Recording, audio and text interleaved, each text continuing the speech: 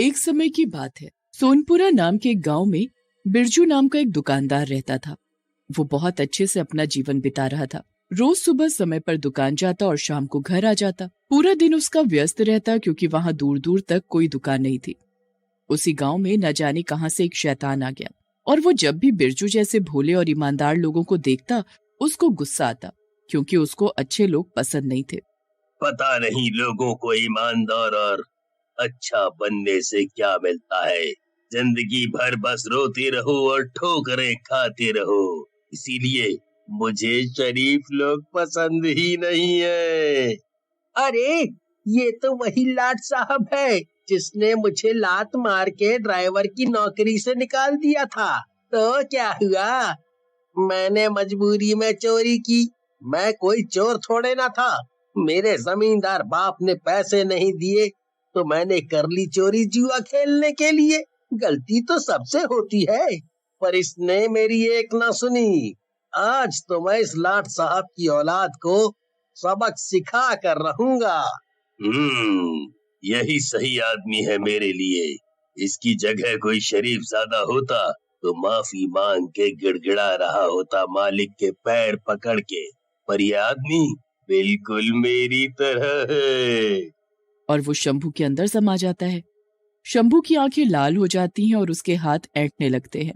फिर जैसे जैसे शैतान शंभू के शरीर पर काबू पा लेता है, शंभू का दिमाग और भी शैतानी हो जाता है और वो शैतान की भाषा बोलने लगता है। कितना अच्छा लग रहा है, अब एक अलग ही नशा सा महसूस हो रहा है। आज बहुत दिनों बाद मानव शरीर मिला है मुझे। चलो आज कुछ मस्ती की जाए। वैसे भी अब मेरा बाप बूढ़ा हो चुका है, आखिर उसके जमींदार होने का कुछ तो फायदा उठाया जाए। शैतान शंभू गांव वालों को ठगना शुरू कर देता है। इस महीने के पैसे कहाँ हैं तुम्हारे? शंभू भाई, मैंने आपको बोला था मुझे लेट होगा, मुझे माफ कर दो। पैसे देने हैं तो अभी दो, और नहीं दे सकते तो तुम्हें मुझे 200 रुपए ज्यादा हर महीने देने होंगे। उसके बाद वो आगे बढ़ जाता है। भगवान हमेशा अपनी दया ऐसे ही मुझ पर बनाए रखे, बस जीवन सुखमय होगा। तभी बिरजू की दुकान पर भूषण आता है। क्या प्रार्थना हो रही है बिरजू सुबह सुबह? बस भाई, भगवान सबको खुश रखे, ऊपर वाले से यही प्रार्थना है। कुछ दूर से ये बातें शैतान शंभू सुन रहा होता है। तेरी प्रार्थना तो मैं जानता हूँ। एक अकेली दुकान है ना तेरी यहाँ। और सबसे ज्यादा पैसे कमाता है तू। एक दिन मैं तुझे बताऊंगा, तेरी सारी दुआ पानी में जाएगी। बिरजू वैसे तो अकेले रहता है, लेकिन उसको दुकान जाने में बिल्कुल देरी नहीं होती है। वो रोज सुबह अच्छे से उठकर घर की सफाई करता, उसके बाद पूजा करके खाना खाकर घर से निकलता है। वो मंदिर की तरफ जा ही रहा होता है, तभी एक गांव वाला भागे भागे उसकी तरफ आता है। अरे बिरजू भाई, जल्दी चलो, तुम्हारी दुकान में तो आग लग गई है, सब कुछ जलकर राख हो गया। जल्दी चलो बिरजू भाई, जल्दी। क्या बात कर रहे हो भाई साहब? ऐसा नहीं हो सकता, ऐसा नहीं हो सकता। उस गांव वाले के साथ बिरजू अपनी दुकान की तरफ भागते हुए जाने लगता है। पेड़ के पीछे छुपा शंभू शैतान ये सब देखकर बहुत खुश हो रहा होता है। बिरजू अपनी दुकान के पास पहुंचता है और जोर जोर से रोने लगता है। हाय, मैं तो लुट गया, मेरा सब कुछ बर्बाद हो गया। अब मेरा जीवन कैसे चलेगा? मैं कैसे जी पाऊंगा? भगवान, ये तूने क्या किया? मैं तो तुझे कितनी पूजा करता था, याद से रोज तेरी सेवा करता था। ये सदमा बिरजू बर्दाश्त नहीं कर पाता। उसको लगता है उसका जीवन ही खत्म हो गया, इसलिए वो गांव की बड़ी नदी में जाकर छलांग लगा देता है, जिससे उसकी मृत्यु हो जाती है। फिर मरने के बाद उसकी आत्मा एक रूप ले लेती है। तभी वहां अचानक यमराज आ जाते हैं और वो उससे बोलते हैं, चलो बिरजू, अब इस दुनिया से जाने का वक्त आ चुका है, तुम्हें हमारे साथ चलना होगा। चलना होगा मतलब? कहाँ चलना होगा मुझे? और आप कौन हो? मैं यमराज हूँ, तुम अब मर चुके हो, इसीलिए मैं तुम्हें लेने आया हूँ। अब तुम्हें हमारे साथ चलना होगा। लेकिन जिसकी वजह से मेरी मृत्यु हुई, उसका क्या?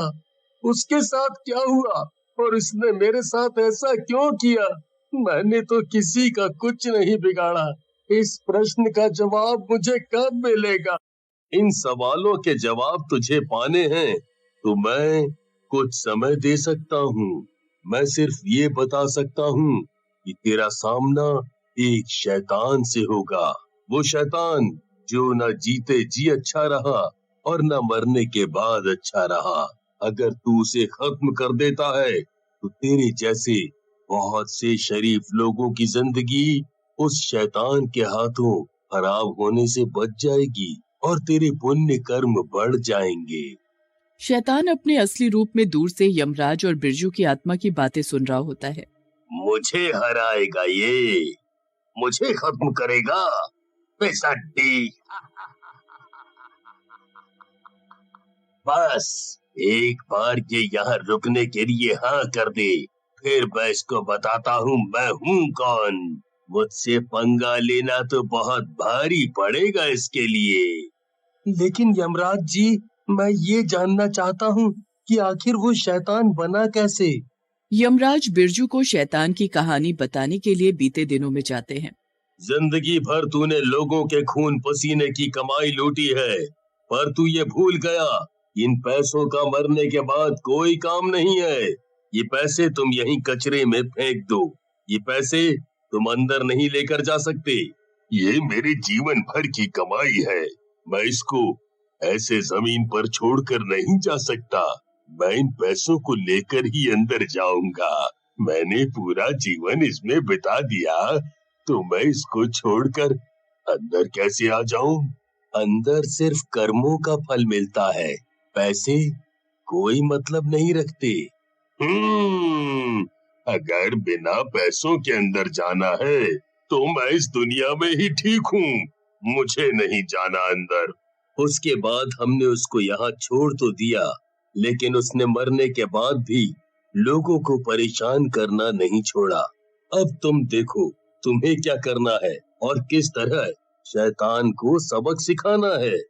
उसके बाद यमराज बिरजू को कुछ शक्तियां देते हैं और धरती पर ही छोड़कर चले जाते हैं और बिरजू एक बार फिर अपने गांव की तरफ निकल जाता है। आत्मा बनने के बाद अब बिरजू सबको आर पार देख सकता था। बिरजू कुछ दिनों तक गांव में घूमता रहता है और उस शैतान का पता लगाने की कोशिश करता है। एक दिन वो देखता है कि शंभू शैतान किसी को बुरी तरह पीट रहा है। बिरजू ये सब देखकर समझ जाता है कि ये वही शैतान है और इसने अपना मकसद पूरा करने के लिए शंभू पर कब्जा कर लिया है। बिना सोचे समझे बिरजू शैतान के सामने चला जाता है और बोलता है, शैतान, रुक जा, तू होता कौन है सबको परेशान करने वाला? मैं वही हूँ जिसने तेरी दुकान जलाई थी और तुझे आत्महत्या करने पर मजबूर किया था। बता क्या करेगा? मेरा कुछ बिगाड़ सकता है तू? तुझे ऐसा करके क्या मिल गया? क्यों तूने मेरी जिंदगी बर्बाद की? तेरे मरते ही मैंने तेरी तिजोरी तोड़ के सारे पैसे ले लिए। उन पैसों पर सिर्फ मेरा राज चलेगा और उसको इस्तेमाल करके मैं और ढेर सारे पैसे बनाऊंगा।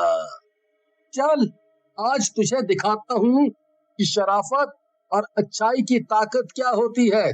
बोल, चल हो जाए दो दो हाथ, देखते हैं कौन जीतता है और कौन हारता है। बिरजू की आत्मा और शैतान के बीच घमासान लड़ाई होती है और दोनों ही एक दूसरे पर भारी पड़ रहे थे और ऐसे लड़ते लड़ते समय निकलता जाता है। बिरजू समय पर ध्यान नहीं देता और शैतान से लड़ता रहता है। अचानक उसे याद आता है कि उसके पास समय बहुत कम है। शैतान बहुत पुराना शैतान था, इसलिए उसकी शैतानी ताकत काफी बढ़ गई थी और बिरजू को यमराज से प्राप्त शक्तियां ठीक से इस्तेमाल करनी नहीं आ रही थी। तभी आसमान में बिजली कड़कती है और आसमान को काले बादल घेर लेते हैं। पर शैतान समझ चुका था कि बिरजू को दिया गया समय खत्म हो गया है। ये सब उसी का इशारा है। तभी आसमान से एक अनोखी शक्ति नीचे आती है और सीधा शैतान की छाती के आर पार हो जाती है, जिससे शैतान बुरी तरह घायल हो जाता है। और तभी अचानक एक आकाशवाणी होती है, तो जैसा शैतान कभी नहीं जीत सकता। यहाँ तो बस तेरे जैसे पापियों के पाप का घड़ा भरने की देर रहती है। पर आज तूने भगवान की शक्ति को ललकारा है, तुझे तो सजा मिलनी ही चाहिए। तेरा समय अब खत्म। बिरजू ये सब देखकर समझ नहीं पाता कि अब वो क्या करे। इतना बोलकर बिरजू बहुत जोर जोर से रोने लग जाता है। तभी वहाँ यमराज आते हैं। मुझे समझ आ गया है कि जिंदगी सिर्फ खुद के जीने के लिए नहीं होती, कभी कभी हमें दूसरों के बारे में भी सोचना चाहिए। मुझे मेरे लक्ष्य की तरफ बढ़ना चाहिए अब। बिरजू मरने के बाद आत्मा बनकर भी अच्छा बना रहा।